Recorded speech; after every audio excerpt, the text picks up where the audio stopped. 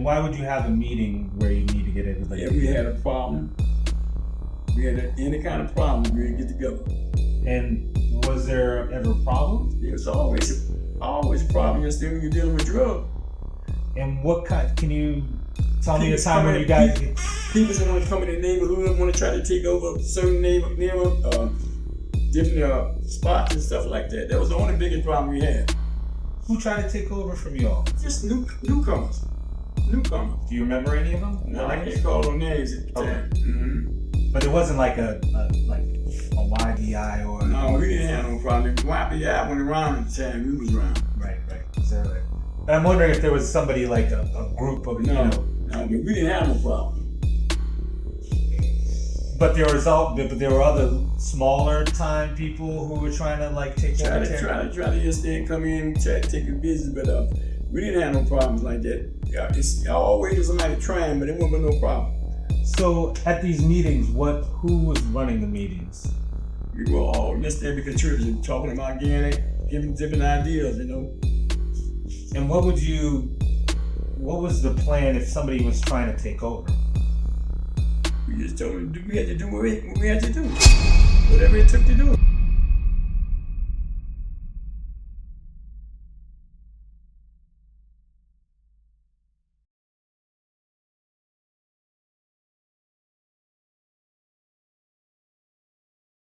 And then where we was making our money up is when we was selling mixed jive.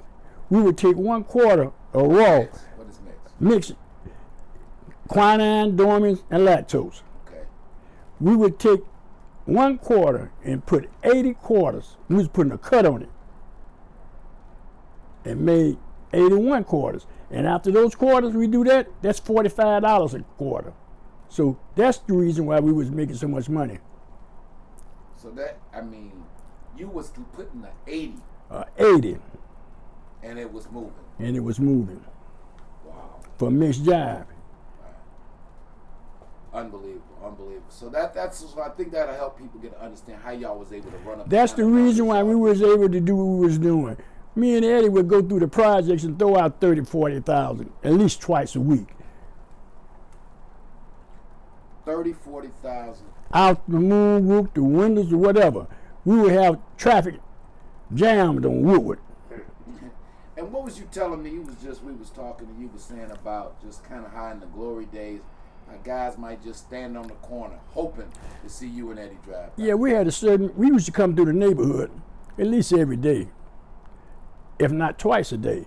And we'd be certain corners that we would turn, like where the Columbia Bar, where all the hoes and prostitutes used to be at. Because back during that time, man, that's where all your hustlers come from, down in the valley, down from the Brewster Projects.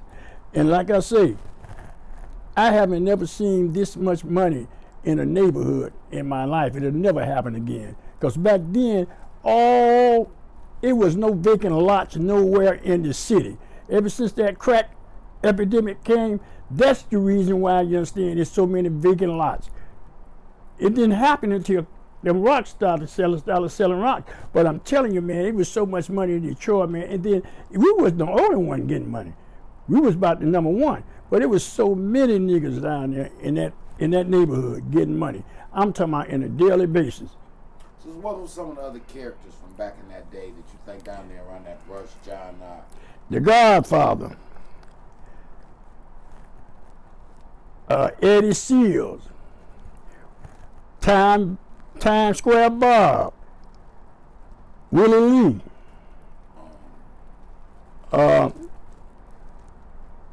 Buddy was one of the first person started selling drugs down there. He was an older guy. They used to call him the little fella.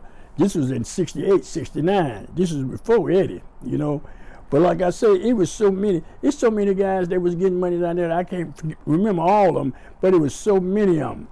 You understand? I'm talking about getting money. 50, 60,000 every day. Al Finch, the Gary brothers, Zach. You were saying, it ain't an exaggeration. Obviously, y'all was getting the most money. But you were saying it probably was, what, $1 million? You think $1 million a day? It probably was more than that in the run of a day with all the guys that was getting money. Wow. I'm talking about it was crazy. But it was the good days though. And see, when all that old, and then you talking about hustlers, those pimps, they was getting money. And you were saying the tops, the people, what kind of money? The runners was getting $2 off a pack. And how much could a good runner make in a Which day? they was making 20, 30,000 a day, runner. a runner. Wow. And that's no lie. It was some hell of a guys down there selling stuff, man. TD, Knight, Top Dog, yeah. The whole Robert family. Pat Robb, they was getting money. All of them. Yeah, they all kind of famous. And so there was a Butch connection. Harris, Reno, from the projects. So most of the people from the projects kind of knew. Strider Bush, Streaky Steve, Red George, Big Nose. He kind of famous and known around here. When did you and Freaky Steve cross paths? I've been knowing Steve a long time. You know, when Steve first came home from jail, he went to jail for, I forgot what it was. But when he came out, you understand, you know, I got with him because we was close. And he asked me what was I doing. I told him I had some work if he wants some, but he had never sold no stuff then. I gave him an ounce of raw. And from that, he went on. And then he started Strider them off. He was the first one that started selling That's that a little raw. street history there. Freaky Steve is who started Strider Butch off. Right. Steve is the first one that started selling raw. Out of that clique. That's right. They call themselves the Three the Hard Way. And so that was, Freaky Steve, Strider, and Red George. wow. Read the hard way. Yep. And you can't forget about Dodo. Okay. In all respect, I believe you said that Dodo's brother, Augie, just passed? Yeah, Hoggy just passed a few days ago, you know. Rest in peace to Augie Yeah. and Dodo's family. Yeah, So, but what you know about Dodo? Because Dodo famous, everybody kind of around town. he was real quiet, man. But he been a businessman all the time. You know, he had a restaurant, his family, you understand, for a long time. But Dodo was real quiet. What he did, you know, he had a lot of connections with the Eastern Market and stuff. You know, he was getting money. Because he owned. He didn't want to own all that property down in Brush Park down there, you know, until he got killed, you know. Because I had property down there on Brush too. I had a few buildings down there too, on Brush and Winder and stuff, you know. All what now is the high rent district. That's right. Yep. But like I say, you understand, that neighbor down there was something. I mean, you talking about back in them days, those hoes was the cleanest women and sharpest women you ever seen in your life. I'm talking about it's not like it is now. Right. But I'm just saying, though, man, you understand, hey, it's day and night the way the life is now and it was then, you know. But like I say, but there'll never be nobody like Eddie. Eddie was one of a kind, man. You know, he was the type of person, you understand, he didn't tell nobody that somebody worked for him. Hey, don't nobody work for me. We hustle together. Okay. You know, and that's the way he was. We was getting so much money that it was unbelievable. We used to go to the Cadillac dealership and buy 10, 15 Cadillacs at once and pay cash for it. And you've been with Eddie, so you ain't saying what you think. Well, I'm telling you what I know and what I did. Me and that man have been all over the world together. So where's the only place you and Eddie went together? We done been all through Europe. You understand? Amsterdam, London, Frankfurt. That's up in Germany, but we done been Paris. Wait a minute. Tell them about what you said one time y'all was over in Europe and y'all, what you say y'all took 50,000 and somehow y'all. The first day we got there, we took 50,000. It was like I said, we had about 6 or 7 guys that was with us, you know, and so we was already in London at the Hilton in London, and he said, "Man, let's go up in Amsterdam, up there, up in the red light district." So we always game to go, you know. So we went up there. We flew to Amsterdam on Canal Street. This is where you can walk on both sides of the streets and window shop for bitches. Yeah. I mean, we must have water right past you. And the next day we had to send somebody to send some money back to us because, had to find somebody, because we couldn't have the kind of money we wanted to bring to us on the Western Y'all Union. had spent the 50,000 Yeah, y'all took. yeah. We Now had, y'all need cause some we more had money. we had did some shopping and stuff like that. Every time when we stayed in London, we left there with the Paris. Left Paris, And we stopped in Africa, but what happened when we got there, we had got completely broke. So how would y'all get some more money? We were sending people back with passports to meet us in the next destination. So y'all called back to the States and say, hey, meet me, we about to be in... We left there, we had to meet us in Rio de Janeiro after we left Africa. So wait a minute, y'all started in Europe, then you went to Africa, and then you go from Africa to Rio de Janeiro. And when we got in Rio, we didn't have nothing but our jewelry, because everybody else had got homesick. They went home. Me and Eddie kept on going. When we got there, we didn't even have enough money to get a hotel fare. So we gave the guy, we showed them the jewelry, told them the situation and stuff. They took our jewelry, put it in the safe and stuff, and we had someone to fly to be there the next day. Y'all flew somebody from Detroit down to Rio. Yep. And the next day, we had somebody to bring us another 100,000, because me and him stayed in South America from Rio de Janeiro. We went down to every country in South America, from Rio de Janeiro all the way to the Panama Canal. So did y'all go through Colombia? We went through Colombia. We stayed a lot of time in Bogota. Was the cocaine business already up and going? Yes, it was, but it wasn't where it was, in the 80s, but yeah, it was. Yeah, because we went to one of those villas, you understand, where it was processing. We seen the little kids and the women, you understand, smashing the leaves, yeah, getting the paste out the leaves, yeah. We went in there, you know.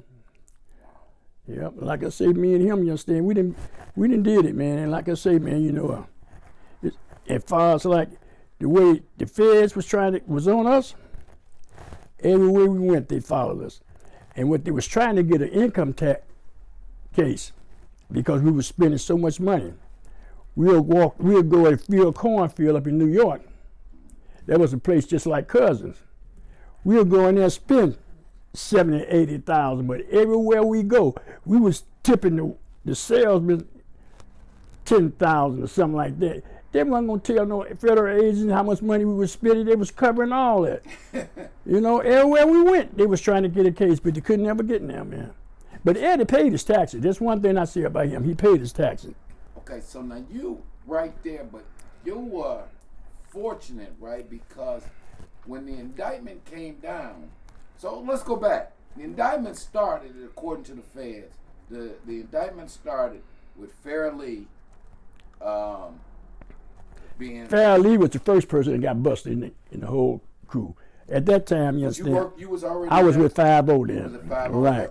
Yeah, when she got busted, you understand. And like I say, when she got busted, that's another thing too. Out of the whole situation, the only thing I hated about that situation was because Farrah Lee, she was a stand-up person. I mean, she did not, you understand, say not one word, and she had a habit. I mean, she did not open her mouth. And then because she was sending mail to Eddie, they was letting it get through, but they was stopping all the mail coming from him, making her feel like that he wasn't, you know, thinking about her. Trying to break her Yeah, spirit. Right. And like I say, she didn't even go through that, man. And like I say, she did all that time, and just, you know, she made it home and everything, you know, and just he just didn't do what to do for her what I felt like he should have did. Okay. You know. So, and then I think the Fed said then, so the conspiracy they all went down on started with the bust in New York with Farrah Lee, ended with the raid on Hubble. But you ducked, they missed you. They missed a lot of things with me because they thought, you understand, I really wasn't doing nothing because of the age I was. Because you was what, 17, 18 years old, right. So, you know, they looked over me. But like I say, after they found out what was going on, that's when I really started, you understand, making moves. I was going to New York, copying, bringing it back, cutting it, distributing it with the help of Dean and Peter Gunn and all of them. And then I had to go back again. I was running the whole operation. So there's a couple guys we didn't get a chance to really get a credit in Motown Mafia in the year. So Peter Gunn. Peter Gunn's he dead. Now Peter Gunn he was like I say, he growed up in the neighborhood, man. He was just close. He was around Eddie age. Like I say, all of them was 12, 13 years older than me. Yeah. You know, but like I say, man, you know, we was close. We was close. Up to my father's growing up, we was close. CDL, another name. CDL, I mean CDL CDL around that same age, and Jap, we were around the same age, but they was a little faster than me. They was selling drugs and stuff, but I was working then, you know. But like I say, after I got in, got in the crew, me and CDL was real close. Me and CDL was doing a lot of stupid shit, you know. So what about, you was telling me about the time where Eddie and my father ended up being on TV and they was interviewing Eddie. Where was you at when that got shown on TV? When they had that interview with Eddie on Channel 4, me and CDL had been up tricking, getting high. CDL, you understand, had bad eyes. He couldn't see. You know, I was driving that black and orange Fleetwood at the time. What did y'all call that? The pumpkin. Yeah. And I fell asleep. We had been up about 2 or 3 days, and I fell out. CDL got up under the wheel, and some way or another the police pulled us over, coming up at Gratiot. And they pulled us over. When I woke up, you understand, they had us parked in front of 1,300 Bovian. So they arrested us that same day. That's when they had the interview for Eddie. They came and said, y'all bosses on TV, and brought the TV to us in the cell. That's how I found out that they had him on TV. And y'all watched the interview on Channel 4 from the cell. From the cell. From the cell. You would see there. Yeah. Bubba Bell, he was another guy around. We didn't mention much. He was the teller. We used to use him for the stash. He used to say, we had a Russell, he was another one. Russell Clayton. Yeah, Russell Clayton, right. And Box, he was like the mascot. He was an old junkie, but he had a lot of knowledge as far as with drugs. He's the one that introduced Eddie to John Claxton. Now Claxton kind of famous in this town. You ever come across John Claxton? Yeah, I met him, you understand, after he came home out of his first bit. And when he came home, you understand, him and Eddie, you understand, he still had his house out in Palmer Park. And he was making moves and stuff, and Eddie was telling me, man, you got to slow down. He said, Eddie was trying to pull his coat, but he wouldn't listen. He had caught another case, and he had to, understand, get up. Because he ended up fleeing the country. That's right. Ain't nobody seen him from. Haven't seen him since. And then another person, as far as like him, Frank Matthews is another person, you understand, that I know. Tell us about, because Frank Matthews, he famous. They done documentaries and everything about him. Tell us about your interactions. Okay, every Christmas, all the big number men, all the drug dealers would go to Vegas back in that time. That was the spot. This particular Christmas we was down there, the feds, you understand, rounded up all the drug dealers and had us all locked up. So it's you, Eddie, my father. The cell that I was in was me, your daddy, Eddie, Frank Matthews, I think Charlie Moe. Charlie Moe too, and it was a couple more people. Well, anyway, no, Nicky Barnes wasn't there. He wasn't there. But you have had. Because after the boat strike they had in New York, me and Eddie, we started dealing with people in New York. Well, anyway, like I say, after that, Frank Matthews was in the cell, and when he got bounded out, you know what happened? He jumped, and ain't nobody seen him since. That's the first time that I ever met him. Was when we was locked up together. And at that time, you understand, you had to be 21 years old to be in the casino. Yeah, and now they arrested me for being a minor. But then threw you in the cell with Eddie, my father. Yeah, always, yeah. But like I say, man, it was rough. It was really pretty rough at that time, Wow. Big Wingate, he was a known figure in the city, you understand, 'cause he used to run a 20 grand motel, Yeah, but like I say, man, this city here ain't nothing like Detroit back in the day. What about DeWitt? DeWitt, another one of the crew. We DeWitt, about him. He was another guy that was dealing with us. It was at least about 10 guys that was our main guys that we were supplying. DeWitt, Inkster Jones, Chip on the east side, J.C. Rex. What about Greg, the Nelson family, They was just their regulars, and I have did some business with, you understand, Hollywood Clay, and it's quite a few people that I can't remember their names, but I'm telling you some of the main people that we was dealing with was the Nielsen family was doing a lot of business. Oh yeah, I can't forget Rudolph. Rudolph, you understand, one of the main ones. Yeah, Charles Rudolph, he growed up with us, you know. Like I say, you understand, all of us real close, you know, like family, man. We really was. And then, you know, and we stuck together. And we didn't really have, we really didn't, we had problems, but we didn't really kind of problems people thought we had. Because, you understand, hey, when we had problems, we stopped it before it started. And 5-0, you understand, he was no joke.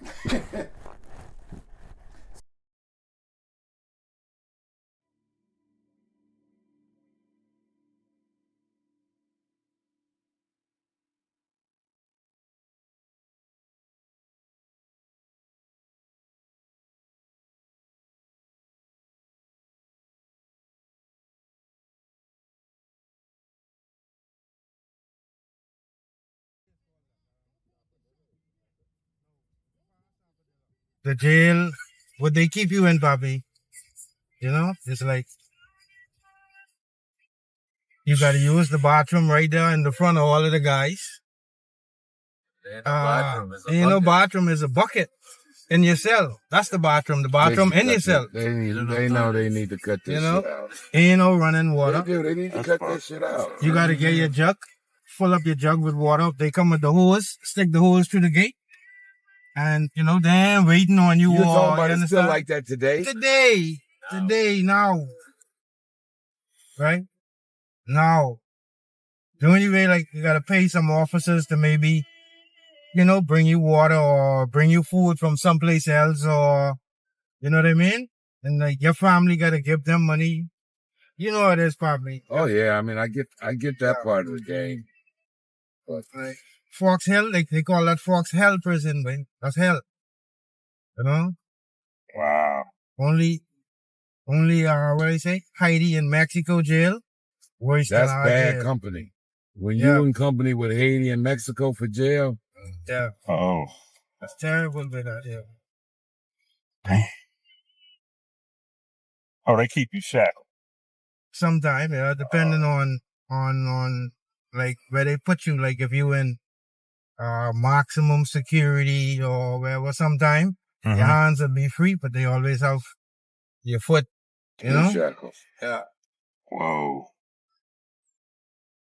In the morning, when they bring you a cup of tea, they have like a garbage, you know, like the 55-gallon drum garbage bin, right? That's what they make your tea in.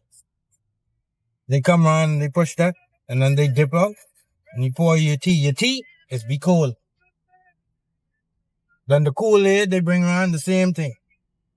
Big garbage pail, big wooden spoon. Dip the Kool-Aid, no sugar. Yes. Kool-Aid, no sugar. And the Kool-Aid hot. And the Kool-Aid hot and the tea cold. Kool-Aid hot and the tea cold. Jeez.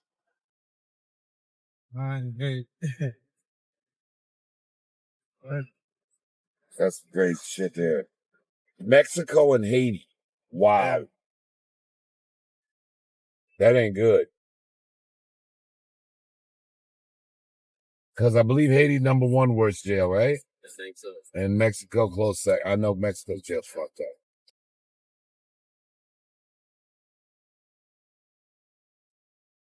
I remember when I used to know it.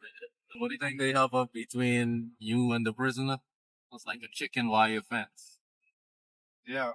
That's it. They know. And the same if you got some money and friends. Exactly. Wow. You have that connection, you know, they'll make it a little easier for you. Yeah. It's still hard, but it'll be a little easier, you know.